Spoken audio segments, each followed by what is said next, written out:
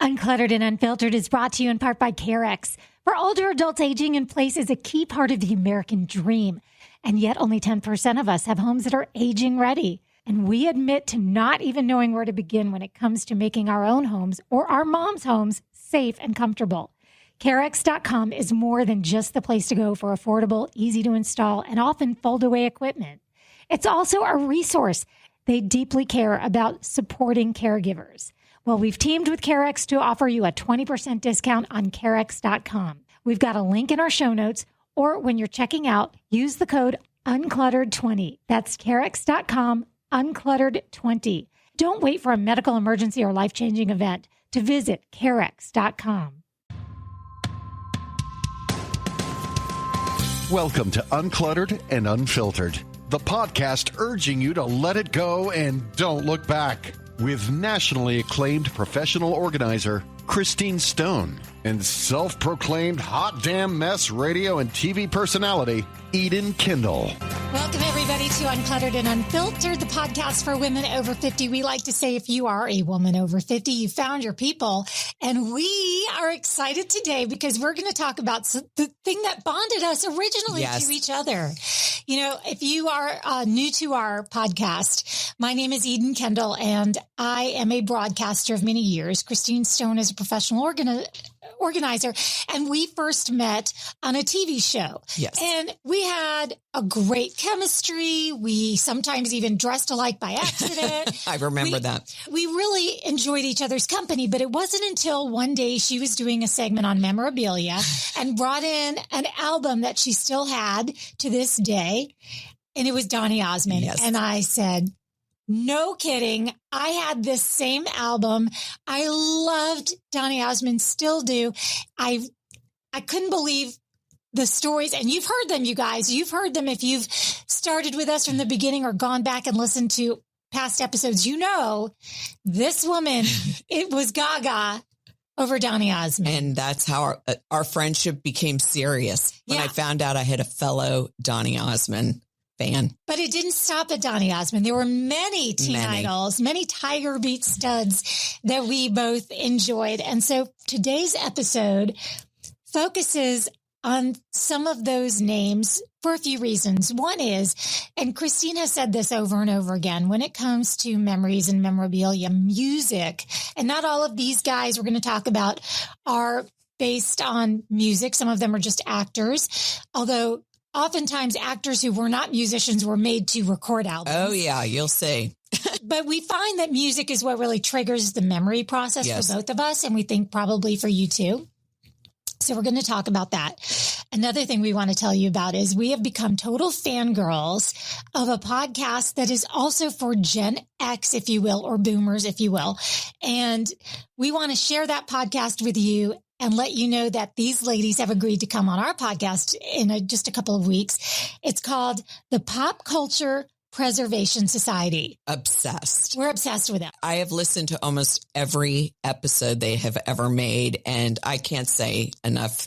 It really brings you back in time in such an amazing way. So I'm really excited to talk to them in an upcoming episode. There are 3 of them, and the premise of their podcast is that these memories, if somebody doesn't talk it through and put it into a recorded episode, that we could lose these memories forever. I know. And we just can't let that happen. No. So if you want to study up before we have a chance to talk to these 3 lovely ladies, it's called, once again, Pop Culture Preservation Society, available wherever you get your podcasts. So today's episode is actually inspired by the way they do things. Yes. And it got our brains rolling. It really did. So this is not a copycat episode. It's an homage. Yes. We are paying tribute to them and how they have inspired us to go down memory lane and feel all the feels. And what I love about what they do is they dive a little deeper than you would if you were just sitting around talking about all of these different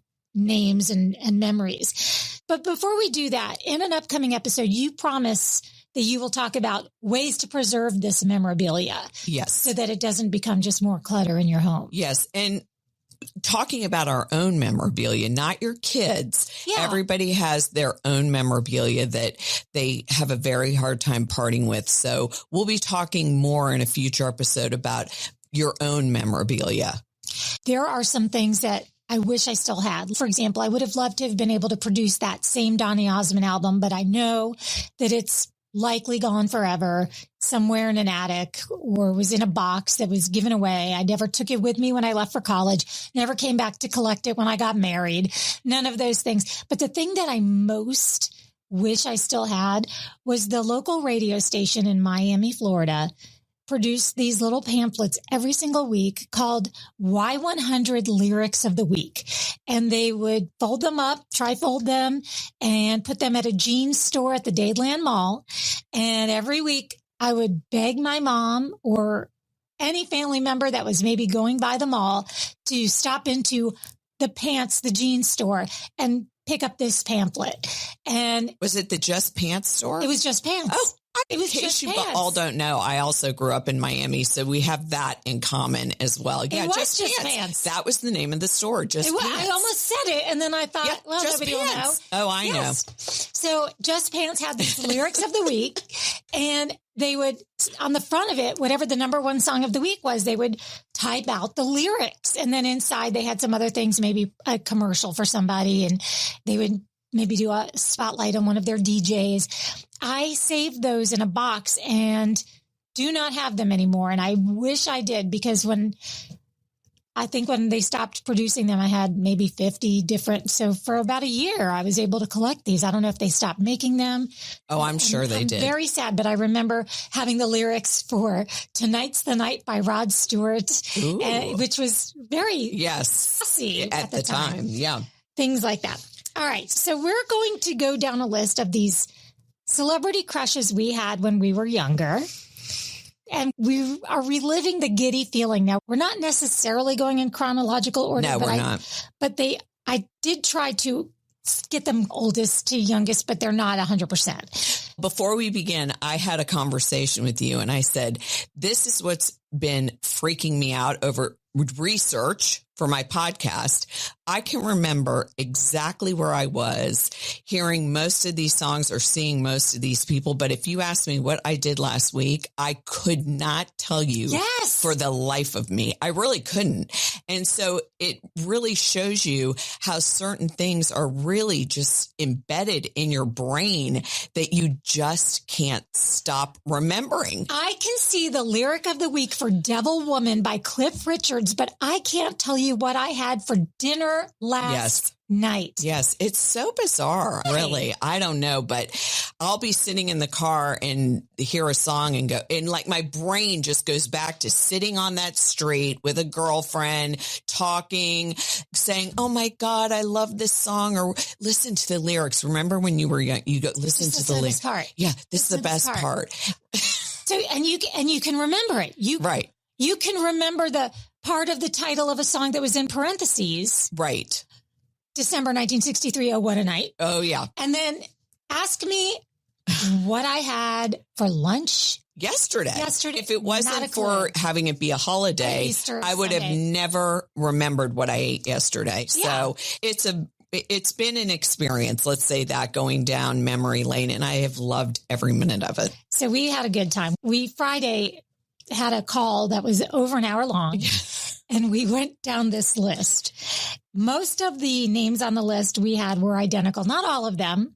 But most of them were identical. The first one on this list, what I love about it was we were both, even though we're a few years apart, we both agreed that the only way you would know this name. Yes. And again, we know we have ladies of all ages. You might be in your early to mid 60s. You might be newly 50. And if you're newly 50, apologies, because some of these names you're not going to. You're not. But Bobby Sherman was a name that I only knew because my older sister liked him. And all my friends' sisters loved him. And you'd go over to their house and they'd have Bobby Sherman on the wall. And he was on Tiger Beat, which is the pop idol magazine everybody used to have. And so that's how I remember Bobby Sherman and his song. I mean, Julie, do you love me? And he was on a TV show, but I didn't watch it. It was too I didn't watch it either. It was before my time. And now he's like a paramedic. He is. Yeah. That's amazing. Just stopped singing and Saves lives. You know who else is in that? And I forgot to put him on the list, but Eric Estrada. He got he's some sort of deputized. Yeah. I don't think he practices it, but he was a police officer somewhere for a minute, for real. All right. The next one is all you. Jack Wilde from HR Puffin Stuff. Now, I'm sorry. Every girl back then thought he was so adorable, so cute. He was also in a lot of teen magazines. And every Saturday you'd watch HR Puffin Stuff, and there he was. Now, the rest were all fake animals. So he stood out as a human. Yeah, he did stand out. But every girl thought he was so cute. He was also the artful Dodger in the movie Oliver Twist. Yes. In Oliver. Yeah. Jack Wilde. That's a really good one. Yes. That is a great one. This next one was not on my radar, but the minute you said it, I can even remember an episode where he played tennis with Farrah Fawcett. And that is God. Vince Van Patten. Apple's Way. And he was on the Real Housewives of Beverly Hills because his wife was one of the Real Housewives of Beverly Hills. Are you kidding me? No. So she wasn't on this past season. But anyway, so I got to see him, and I have to say he has aged very well. But every woman in the world, girl, was hopelessly in love with Vince Van Patten from Apple's Way. Loved him. That's great. This next one, I was happy to spring on you, but at the minute I said it, you were all in. Randolph Mantooth from Emergency. Now that was a show that was on every day when I would get home from school. I watched it all the time. And I would get whatever disease they talked about, I was certain I had, because I had that hypochondriac kind of mentality back then. So unfortunately, there were episodes on there that stayed with me. There was one episode of Emergency where the girl's in the hospital and they can't figure out what's wrong with her. It's a little girl. And then they go to, I guess she had her suitcase packed. I don't know if she knew that she was going, and she had made these little baskets out of peach pits. And it turned out she was sucking the middle of the peach pit out, which is evidently toxic. So that stayed with me for a while. I was terrified to eat a peach. And then there was another guy that choked on a pop top from a can, and Randolph Mantooth and his partner had to go save him. I was afraid to drink canned cola. Didn't you always envision, God, what if I fall down, Randolph Mantooth is going to come out of that emergency vehicle, and then you're like, it's a TV show with a less cute partner, right? Yeah, exactly. All right, the next one was you. Willie Ames and Grant Goody from 8 is Enough. I was obsessed with that show. Obsessed. I loved that show. It was such a great show. And Betty Buckley, I went to TCU. She was a TCU alumni and in my sorority. So I really loved that show when she took over for Diana Hyland, who died. And so I love that show. You could tell I was all in, knew everything about it. Me, everything you know about Diana Hyland. Well, that was John Travolta's love while he was filming Saturday Night Fever. Yes, well, it was because she played his mother in Boy in the Plastic Bubble. She was older. She was older, and she sadly passed away, and they did bring in Betty Buckley on that one. Willie Ames, also from Charles in Charge. That's a whole other. I watched Charles in Charge. Yes, I loved him. Yeah. He was cute. I liked him. He was more my speed than Grant Goody. Grant Goody had that tall, dark, and handsome kind of look about him. I liked that curly-haired, moppy-haired Willie Ames type. I liked Grant Goody, but I said, he's just a little too old for me. I think he was a little too old for everybody. You know what I mean? Even though, really, it's so funny. You're like, he's too old for me. He doesn't know you exist. Yeah, and I love the qualifications you put on it. Right. But if you weren't too old for me, then we could. Right. We'll talk about it. We could have a fantasy about him then. Right.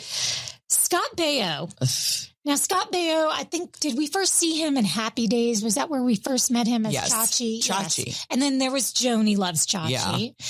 I wasn't a big Scott Baio fan back then, and I'm not really one now. So I liked him a lot. I don't know. Everyone else was in love with him. Everybody. I just was never a big. He had a cousin that they tried to bring into the whole Tiger Beat lifestyle, and that was Jimmy Baio. Never heard of him. And he was on Happy Days too. And Ralph Macchio, they brought in him as one of the Fonzarelli kids. And there were all these cousins. And brothers and nephews and whatnot, which brings us to Ralph Macchio.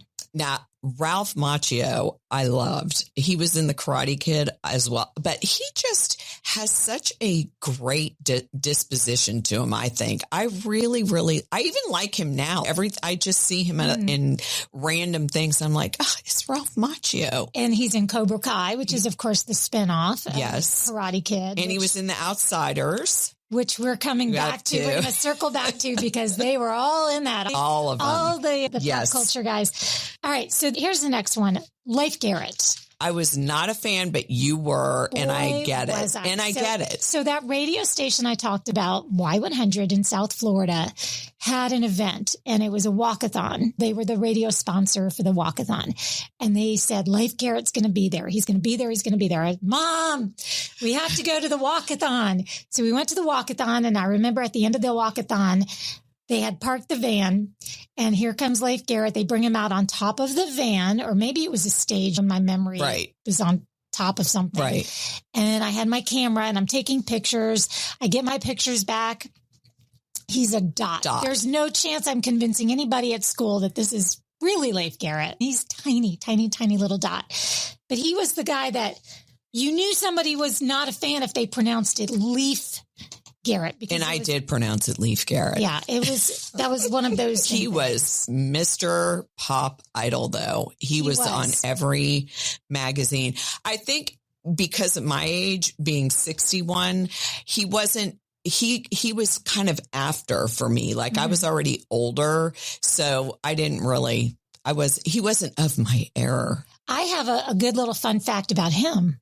He was, when he was in high school, they let his girlfriend move in. The mom let the girlfriend move into the house to live with him at the age of like 16. Oh my God. It was Nicolette Sheridan. Do you remember her from Desperate Housewives? I love her. I really liked her. Yeah. A lot. That's from her past. The other thing about him was he is another one of these artists that they said, you've got to record an album. We've got to strike while the iron is hot. So he did Surfin' USA and Run Around Sue and he was made for dancing. Yeah, I did like that song. I did.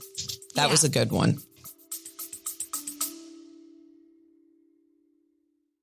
Uncluttered and Unfiltered is supported by Hearts for Minds. Can you imagine waiting 10 years to get screened for cancer? On average, people with mental health issues experience a 10-year delay between symptoms and seeking help, and close to 2/3 of mental illnesses go untreated. Hearts for Minds promotes healthy lives by promoting mental health education, facilitating early identification, and connecting people to treatment. Are you ready to learn more? Go to heartsforminds.org. That's hearts, the number 4, minds.org for more information or to learn how you can help. So now we're in your storyland. Well, Peter and Greg Brady. And the reason why I mentioned both of them, because when the Brady Bunch first started, Peter was too young and Greg was always the older, more but then as it went on, then Peter got older and then my crush kind of shifted.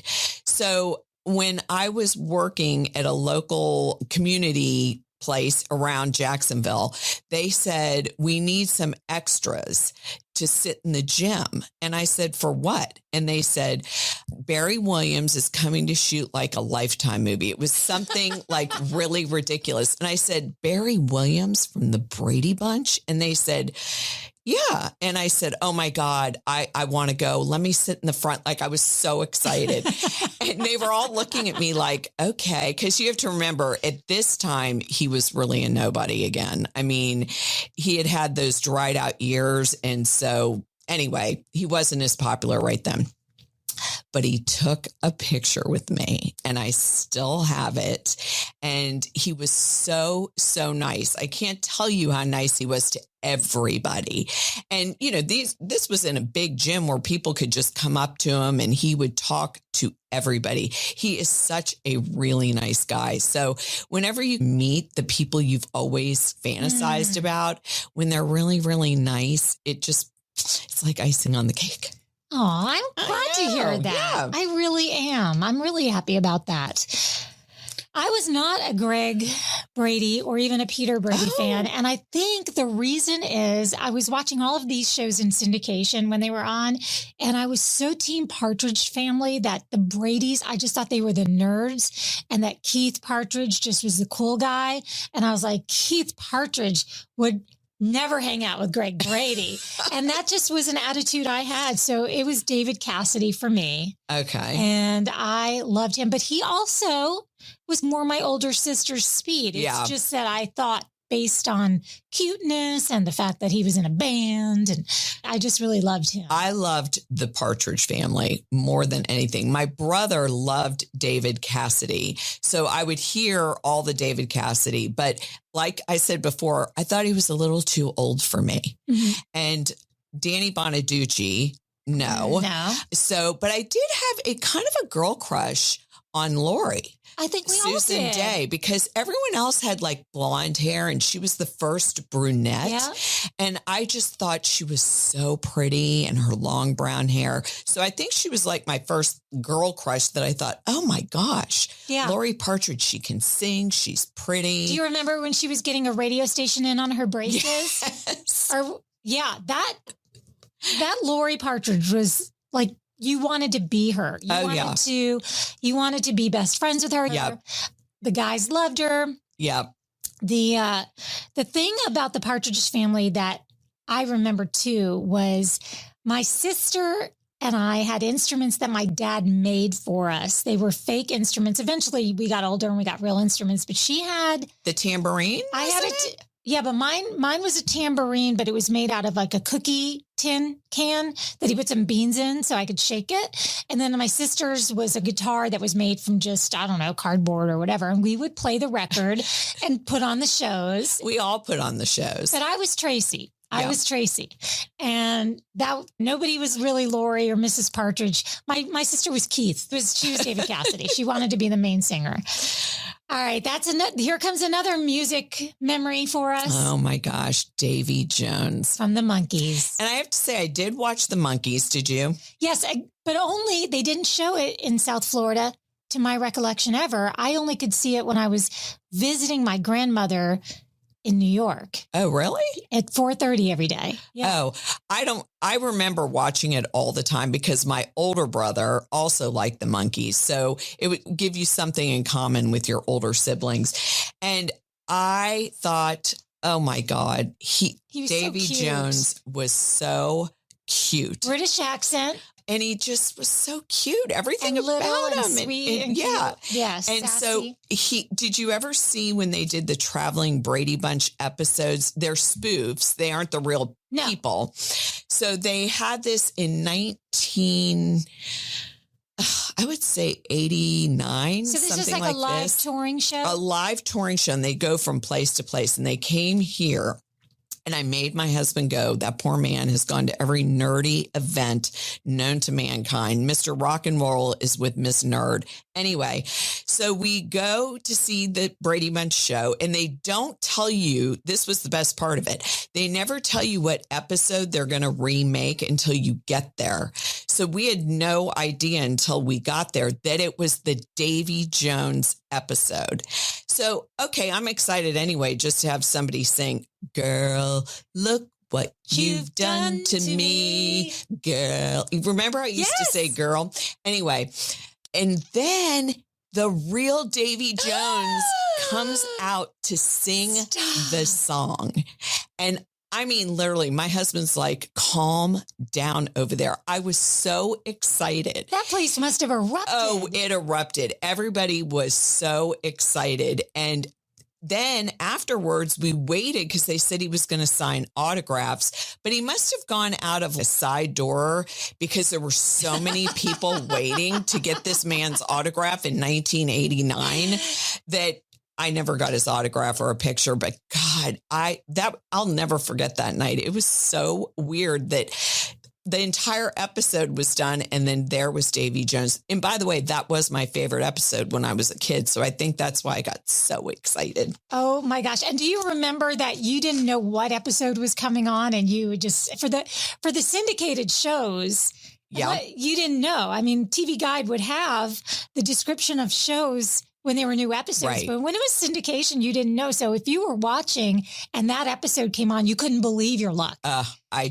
can't believe you were able to catch him live. That's incredible. Oh my God. It was so exciting. So we are skipping around. Part of the reason we're skipping around chronologically is because, as I mentioned, some of these shows were more of a syndicated thing. So we may have started to crush on them later than when they were really the hugest. Like, for example, I don't know about you, but for me, Davy Jones was not the Tiger Beat guy because he was the Tiger Beat guy. Okay, yeah. okay. See, I'm 61 and everybody, you laugh, but 2 years. It makes a huge difference. It makes a huge difference because, you know, anyone that's 58, 55, you were either in middle school. Right. I was in high school when some of these, like the next one, Andy Gibb, I was in high school. Right. And although I had to secretly hide that I was madly in love with Andy Gibb, because when you're in high school, everyone's into rock and roll and it's the 80s. And I just loved Andy Gibb. I loved every song he sang. And I was so happy there was another Gibb brother. Like they were hiding him. And then all of a sudden another Gibb brother appeared. You're right. And then you had watched that Bee Gees documentary that I also just watched recently, which is incredibly sad. Oh my God. And they talk about Andy Gibb and they had just made him the fourth Bee Gee officially when he passed. It was so sad. Yeah, I'm going to give a warning. If you watch that, bring a box of Kleenex if you were a Bee Gee fan, because it's probably one of the best documentaries I've ever watched. It just was done to perfection. And I can't say enough wonderful things. I think what was so moving about that documentary is it wasn't all flattering, and yet it was put together by Barry Gibb. So it's not, it wasn't the untold story trying to scandalize them. It was him really saying, this is what it was. If I could have everyone back again. That's what got me when he said that at the very end. If I could go back, I would give up all the fame just to have all my brothers still here. So sigh. Okay. Rex Smith. Oh my God, you take my breath away. That's another example of somebody who just got you, like reached through the radio, grabbed you by the collar and yanked you in so hard that you were face to face with your speaker. You couldn't stand how much you loved him. No, you loved that song. You were like, you want someone to say, you take my breath away. That's the most romantic thing a person could ever be told. Like when I look at you, you take my breath away. I remember when the movie Sooner or Later was on. Gosh. It was a TV movie. And it was the girl that was on the TV show called Fish.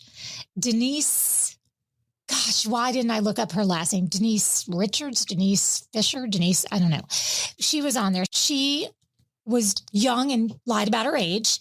They fall in love. And then, of course, it can't be. No. Because she's too young. I mean, sooner or later it can be, but not right then. So it was a problematic movie if you were to do it today. Yes. But he's so stinking cute, and he had that hair that was totally blown dry. Yeah, the best hair. Great hair, very good looking. And we found out he lived here in Jacksonville, in where we're from. So we were so excited to hear that. And you really, when you do the deep dive, you find out things about celebrities that you never knew. And even if you follow him on Instagram, he looks great. He's doing well, which is always a plus when you have like these idols in your brain. I reached out to him on Instagram. I wanted him to join us, and get ready. Are you ready for a big surprise? No. He said no. He did say no.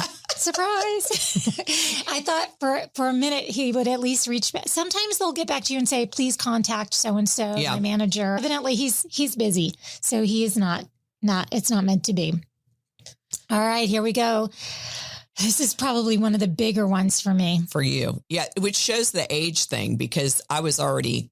Okay. Yeah. Sean Cassidy. Yep. And Sean Cassidy, the half brother of David Cassidy. Yes. Adorable, Hardy Boys. They had to make sure that they could give him a chance to sing on the show and have a recording deal, which he did. Huge album. Did huge. You Run? Yeah. Still Rock and Roll to Me. Hey, Deanie.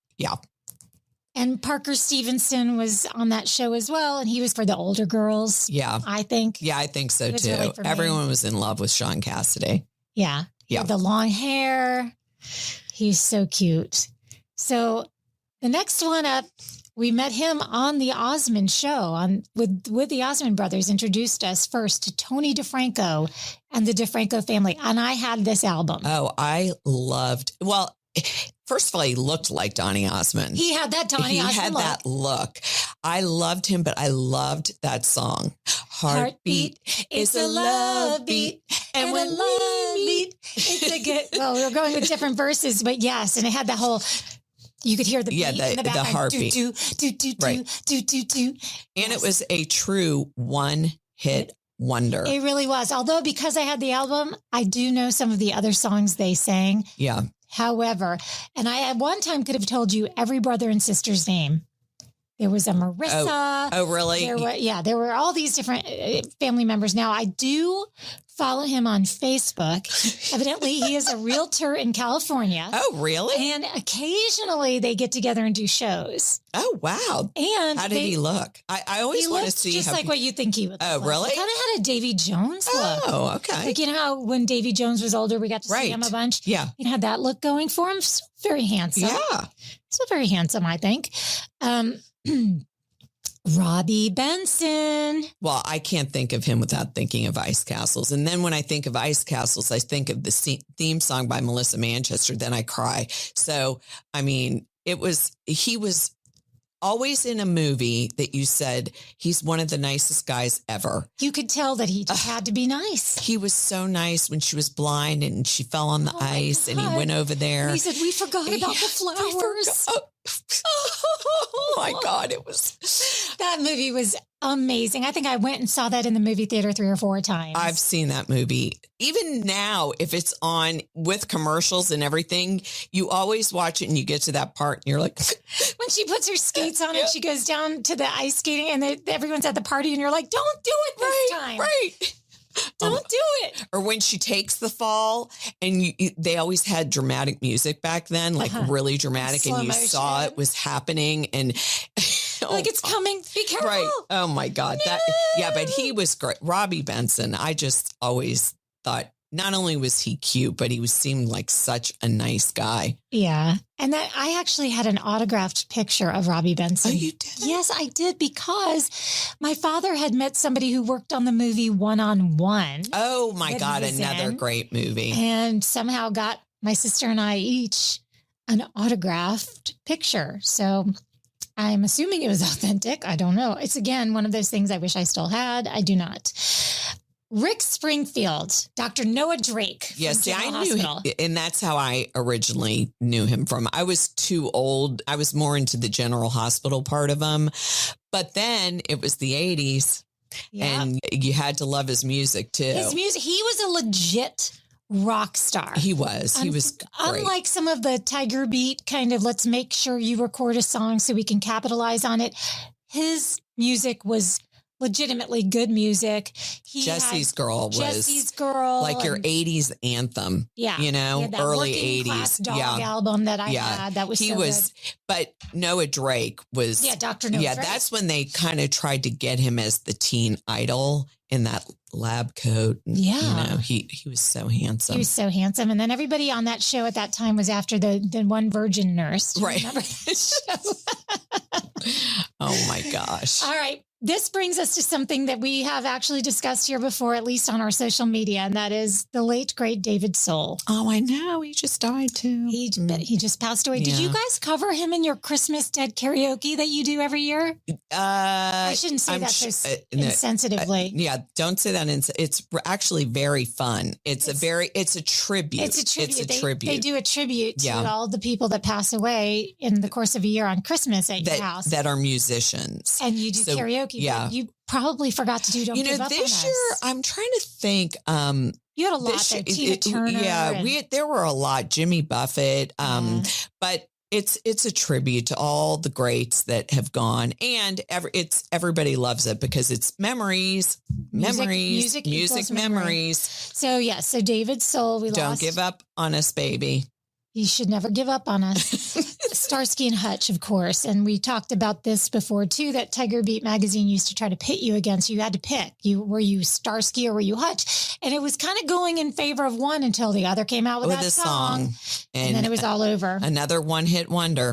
Can we put this next guy last? Yes. Thank you. We're going to pass over him and talk about the movie Little Darlings and Matt Dillon. By the way, those ladies that we love from the Pop Culture Preservation Society have a whole episode on the movie Little Darlings. Oh my gosh. I haven't got to that one yet, but I only have a few more to listen to. Matt Dillon. Very cute. Very cute. Bad boy. He was the bad boy.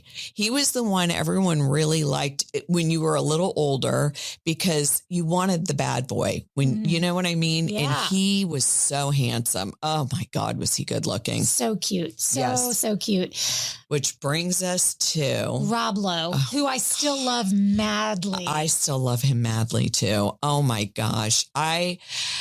I was living in Chicago when Rob Lowe and the Brat Pack were in their height. So I'm going to bring up About Last Night, which I've seen probably, I would say 50 times. Mm-hmm. And every time I saw that movie, I was like, oh my God.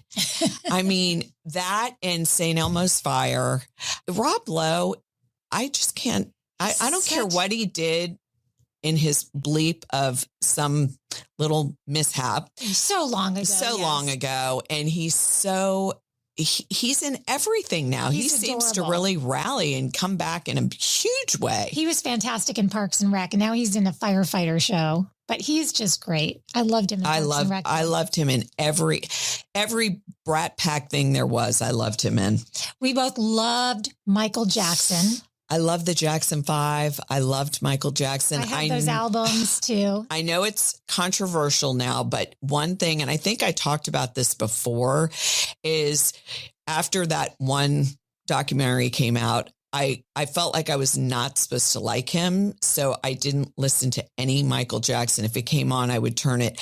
And then one day, you know how you just need an old school song that makes you happy? Mm-hmm. And one day, I think it was Billie Jean or Thriller or something came on and I said, I need this today.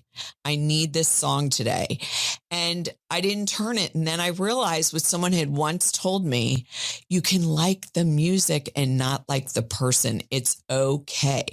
And they're right, because now I can listen to ABC. You know what I mean? For me, the song that really gets my blood going, and I love all of the old Jackson 5, but this was when he started his solo career. Whenever I hear the beginning chords of Don't Stop Till You Get Enough, it makes me want to jump up and roller skate. It makes me want to get to the floor. This is the one we all have to skate to. And they always have that pause at the beginning when they go, listen, you can like the music without liking the person. That's one thing I've learned in my older age. His music is timeless. It is original. And quite frankly, he's on the other side now. It is really for God to sort out. Right. So, we're over here and appreciating the fact that there were some amazing memories. What about the Motown special? I could tell you where I was sitting. Oh, yeah, with Billie Jean? When he did the moonwalk? Yes, that was where we first got to see it. That is a memory that's just embedded in your brain. I remember watching it live when it happened. Right. And you were in shock. You're like, how does he walk like that? The glove. And I just think that you can't erase memories. I loved him. I was in love with him. I wanted to marry Michael Jackson. Him too. And the Bay City Rollers as a whole crew, they were Tiger Beat material as well. SATUR. Yeah. DAY. I wasn't really big into them, but I did like some of their songs. But they were popular later on, definitely. All right, let's go back to the one we passed over, and that is, this is so funny because for my radio show, I just interviewed him a week ago without knowing this story, unfortunately, because don't you believe I would have brought it up somehow. I don't know if it would have been appropriate. No, but we talked to him for 20 minutes. C. Thomas Howell, who I was madly in love with. The Outsiders was the first thing, and I just thought he was so cute. And I was a flight attendant, which I talk about a lot on this show. and I was working first class because someone called in sick.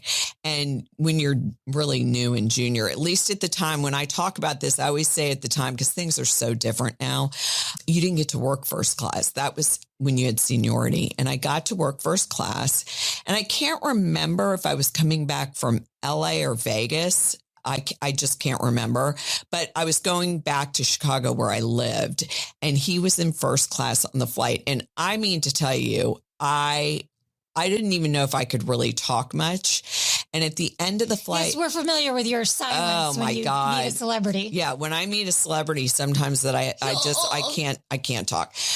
But he was very nice and I was very professional. But at the end, he said, "Hey, I have a group of people getting together. If you'd like to join us, I could take your number and we could get together."